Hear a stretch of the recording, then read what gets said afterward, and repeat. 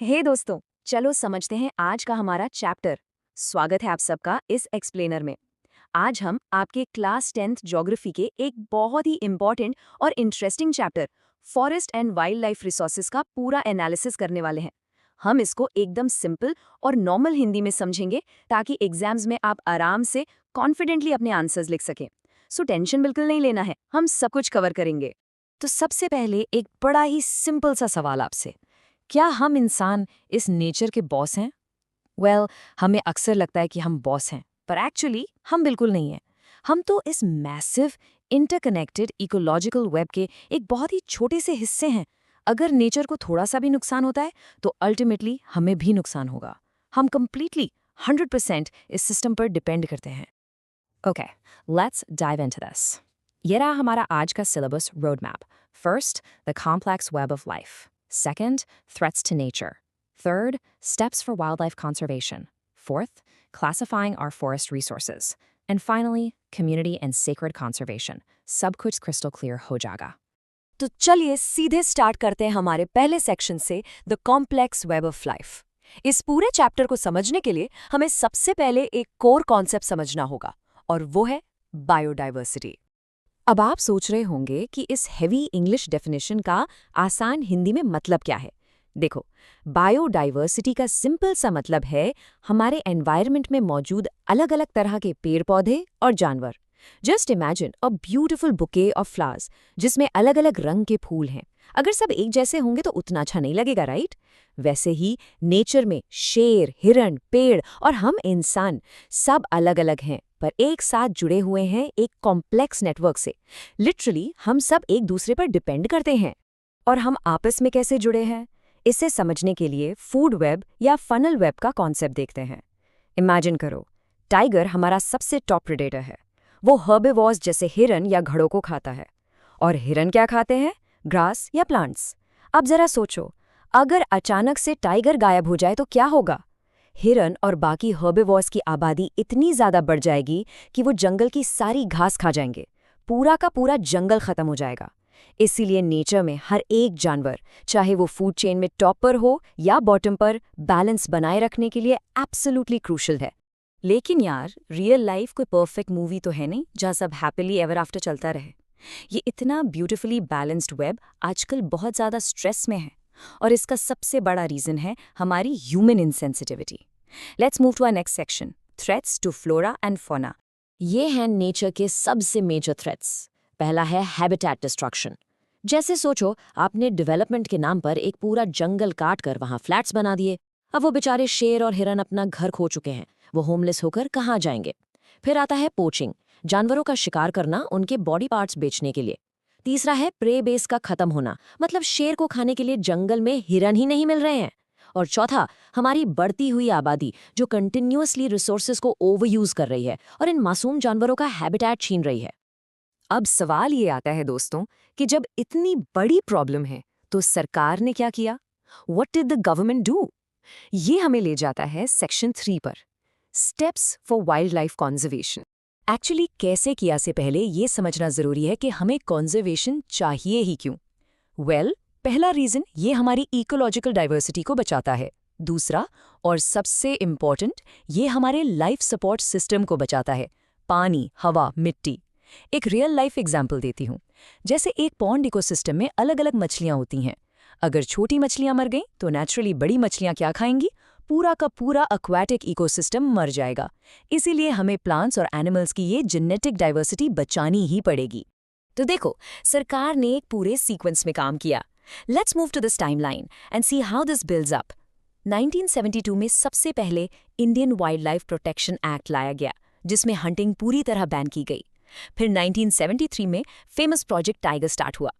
फिर 1980s में उन्हें एक्चुअली समझ आया कि हे, सिर्फ शेर ही नहीं, इंसेक्ट्स जैसे बटरफ्लाइज और बीटल्स भी इकोसिस्टम के लिए उतने ही जरूरी हैं, तो उन्हें भी प्रोटेक्टेड लिस्ट में डाला गया। और 1991 आते आते पहली बार प्लांट्स को भी इस लिस्ट में शामिल किया गया। Kind of amazing, right?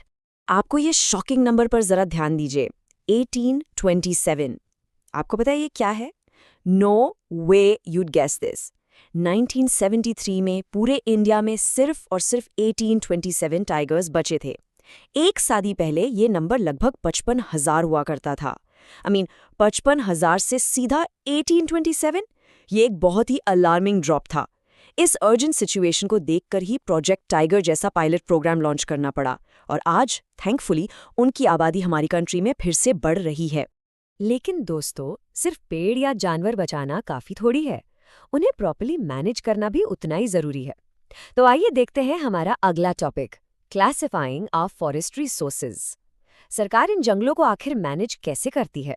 Now, what's really interesting about this concept और आपके एग्जाम्स के लिए क्रिस्टल क्लियर होना जरूरी है, वो है इन दो टर्म्स के बीच का डिफरेंस, रिजर्व फॉरेस्ट्स और प्रोटेक्टेड फॉरेस्ट्स। रिजर्व फॉरेस्ट्स वो हैं जो सबसे ज़्यादा वैल्यूएबल हैं कंजर्वेशन के लिए। ये हमारे टोटल फॉरेस्ट एरिया का आधे से ज़्यादा यानी मोर देन हाफ हिस्सा कवर करते हैं। वहीं दूसरी तरफ प्रोटेक्टेड फॉरेस्ट्स वो हैं जिनका पहले काफ़ी नुकसान हो चुका था और अब उनको आगे किसी और नुकसान या डिप्लीशन से बचाने के लिए प्रोटेक्ट किया गया है। ये टोटल एरिया का ऑलमोस्ट 1/3 होते हैं। और तीसरा कैटेगरी बड़ा ही सिंपल है, अनक्लास्ड फॉरेस्ट्स। ये वो जंगल या खाली जमीन होती है जो सरकार, प्राइवेट इंडिविजुअल्स या पूरी कम्युनिटी की हो सकती है। यहाँ लोग थोड़ा फ्रीली इंटरैक्ट कर सकते हैं। ये ज़्यादातर हमारे नॉर्दर्न ईस्टर्न स्टेट्स में पाए जाते हैं जहाँ ट्राइबल कम्युनिटीज़ इनके आसपास रहती हैं। Here is a quick factual tip for your MCQs। Madhya Pradesh एक ऐसी स्टेट है जिसके पास सबसे बड़ा परमानेंट फॉरेस्ट एरिया है। परमानेंट फॉरेस्ट मतलब रिजर्व्ड और प्रोटेक्टेड फॉरेस्ट्स को मिलाकर। अगर MP का टोटल फॉरेस्ट एरिया 100% है तो उसमें से 75% हिस्सा परमानेंट फॉरेस्ट है। That's actually a huge chunk of land. चलिए अब आते हैं इस चैप्टर के सबसे आखिरी और डेफिनेटली सबसे इंटरेस्टिंग सेक्शन पर, कम्युनिटी एंड सेक्रेड कॉन्जर्वेशन। सरकार तो अपना काम कर ही रही है, पर क्या हम आम लोग नेचर को बचा रहे हैं? Let's look at this grassroots action. अगर हम इन अमेजिंग कम्युनिटी मूवमेंट्स को देखें तो आपको पता चलेगा कि रियल पावर क्या होती है। राजस्थान के सरिस्का टाइगर रिजर्व में गांव वालों ने सरकार की माइनिंग के खिलाफ लिटरली आवाज उठाई। अलवर में तो 5 गांव के लोगों ने मिलकर 1200 हेक्टेयर जमीन को अपना खुद का प्रोटेक्टेड एरिया घोषित कर दिया with their own strict rules. फिर हमारा फेमस चिपको मूवमेंट, जहां लोग पेड़ों को कटने से बचाने के लिए उनसे चिपक गए, और नवदानिया जैसे आंदोलनों ने साबित कर दिया कि बिना अनहार्मफुल सिंथेटिक केमिकल्स के भी फार्मिंग फॉर श्योर की जा सकती है। और पता है क्या, जब सरकार और लोकल कम्युनिटीज हाथ मिला लेते हैं तो मैजिक होता है। इसे कहते हैं जॉइंट फॉरेस्ट मैनेजमेंट या JFM। सिंपल वर्ड्स में समझें तो फॉरेस्ट डिपार्टमेंट लोकल गांव वालों को बोलती है कि आप हमारी इस खराब हो चुकी फॉरेस्ट लैंड की रक्षा कीजिए, और बदले में गांव वालों को नॉन टिम्बर प्रोडक्ट्स मिलते हैं। एकदम perfect team up, right? So the crucial point here is the concept of sacred groves. आप सबने कांतारा मूवी तो देखी होगी, उसमें कैसे लोग जंगल को भगवान मानकर पूजते हैं। बस एग्जैक्टली वही है सेक्रेड ग्रोव्स। जब लोकल लोग डर, रेस्पेक्ट और नेचर वर्शिप की वजह से किसी जंगल के पैचेस को एकदम अनछुआ छोड़ देते हैं, वहाँ ना कोई पेड़ कटता है, ना कोई इंटरफेरेंस होता है। ये प्योर वर्जिन फॉरेस्ट बस हमारी आस्था की वजह से बचे हुए हैं। हमारी Indian traditions are absolutely beautiful you guys.